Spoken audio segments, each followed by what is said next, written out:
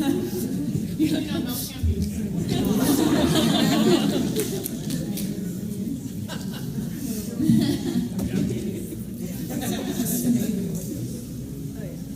give her own microphone.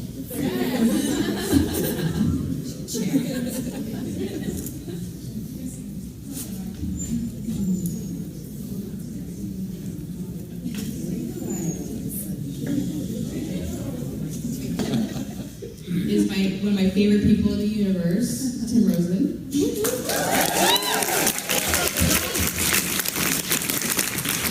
as you know, plays Doc Holliday on some show called Wynonna Earp. Right next to him is Alex Zarodi. She is a co-AD and writer on the show. She's the first comic at commencement.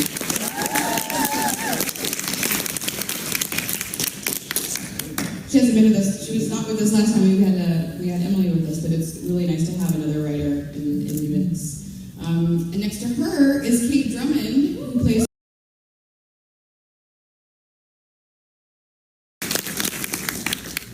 And Kate's awesome too. So I have this trailer.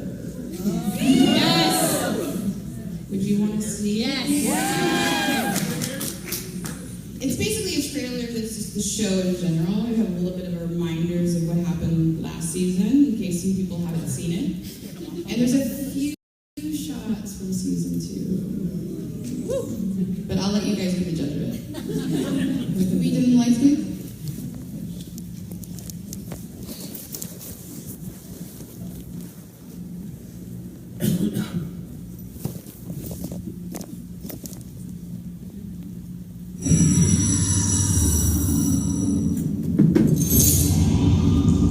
We're on the Fury Road Express, baby girl, and there are enough flaming guitars and gassy generals to bring us down. Oh, I like when you're scary.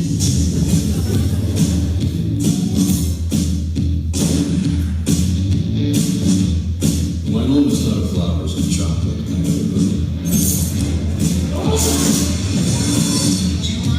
We just connected, and we love the same things. We love this genre. We think it's important to represent all types of relationships and all types of people. And we wanted to make sure that we sort of continued the Lost Girl, some of the Lost Girl themes into Wynonna. And so I've been with her from the beginning of this crazy ride, and it's amazing to come up with characters in a vacuum that you fall in love with. We fell in love with Wynonna and Waverly and Doc and Lucado and Dolls and Bobo. Champ. Champ.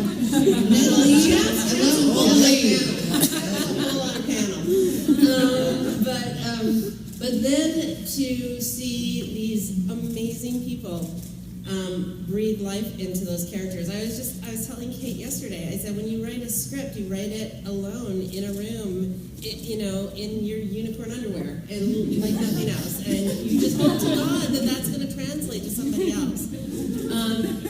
And then to see them come, to see these actors breathe life into them, and the script is really just a skeleton. And that's what it even looks like on the page. It looks like a skeleton, and then somebody comes in and they put lungs in and a heart in, and blood and skin and consciousness, and it's such a beautiful thing. And I'm going to so cry because we have the most amazing actors playing these roles better than we could have ever imagined. And I'm not bull crapping anybody. 18 years of age, sorry. Under 18. I'm not bull crapping anybody. It's absolutely true. We're so lucky to have these people be playing these characters of ours, and I feel lucky every single time I read through the last one I made for over the phone. Thank you. Yeah, that was awesome. Who's your favorite character to write? Oh my God. These two. Right next to me. Do you know what? It changes. Does it change? One of my guidelines for shows that I love is, I'll watch an episode of let's go back to Buffy. What? Yes, right. All hail, happy birthday. You'll love love it. You watch an episode and you go, oh God, Buffy she's like, come on, she's the goddess, she's my character, she's my girl. And then you watch another episode and you go, no, Willow, she's the heart. She's the heart of the show. I love Willow so much. And then the next one you're like, I am such a crazy, like, Xander weirdo. I'm that nerd. I'm Xander. And so it's the same with writing, though. I think with every script, sometimes with every, like, scene or storyline, you're like, Doc is winning my heart so hard. I'm crying as I write this. Or Mel, I just know Mel is going to kill the humor in the scene. Or Lucado, oh my God, she's just going to ice clean the shit out of the crap out of it. I'm so sorry, we swear so much, right? We work with words and we describe Please be everything. aware that many members of your audience are under 18 years of age. Thank you very much for participating in Wondercon. If they're watching Wynonna. So it changes all of the time. So I wanted to ask Kate, I know Kate has an interesting background as far as like how you came to acting too, because you started a little bit later. I kind of just wanted like to let everybody know kind of like how you started and when you like basically read for Wynonna, like what that experience was like. Because I don't actually know that story. Yeah, I was an elementary school teacher for 12 years. I was that kid in elementary school that was in so much trouble all the time, and I basically lived in the principal's office because I had so much. I lived in my head all the time in these storylands and fantasy lands, and I didn't quite fit in ever. And so in my small town, there were no arts programs, so they threw me into sports, and it was like, great, I can focus all my energy on this, and I sort of shut down my artist. And what happened is that happily I went into this profession of teaching, and I worked with,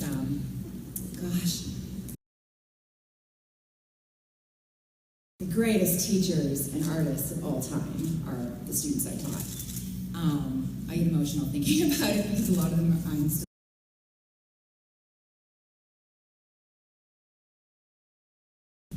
leading by example.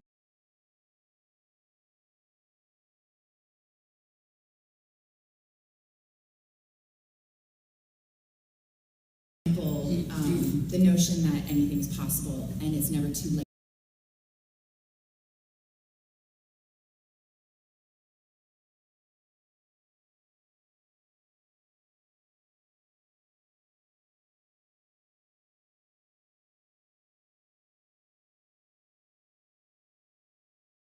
To follow your dreams. And so basically after, I was teaching, and when I hit 30, yes.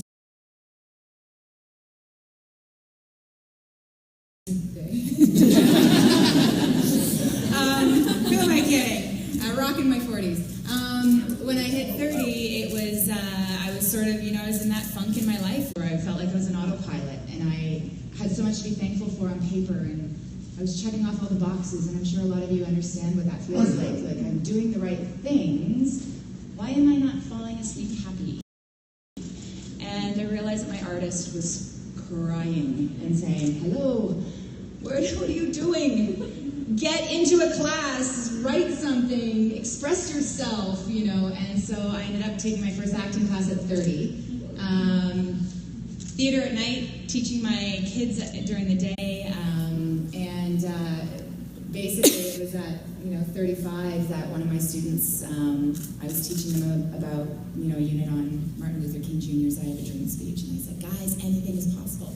And these are kids that were dealing, I was dealing with kids in crisis, kids who were living in, 9 of them in a 2-bedroom apartment and eating food out of the food cupboard in my classroom, and it was heartbreaking and inspiring at the same time. Like, we're so blessed to be able to have a voice and be able to dream and do things and be heard and be different. And one of my kids, and so I'm giving them this pep talk, right? As I'm about to go into teaching math class, and one of the kids says, excuse me, Miss Drummond. Yes. What's your dream? And I said, well, besides teaching you, my dream is to be an actress. She says, well, then why aren't you doing it?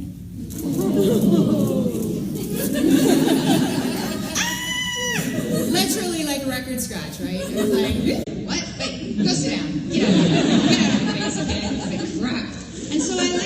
didn't expect to, make a long story short, I didn't expect to, I didn't expect to love it and feel so at home as quickly as I did. And so I took a leave from the board and said, I can't teach my kids about sacrifice and chasing dreams if I haven't actually done it. So I need to do, and I need to come back and be able to look them in the eye and say, this is what it takes, this is hard work.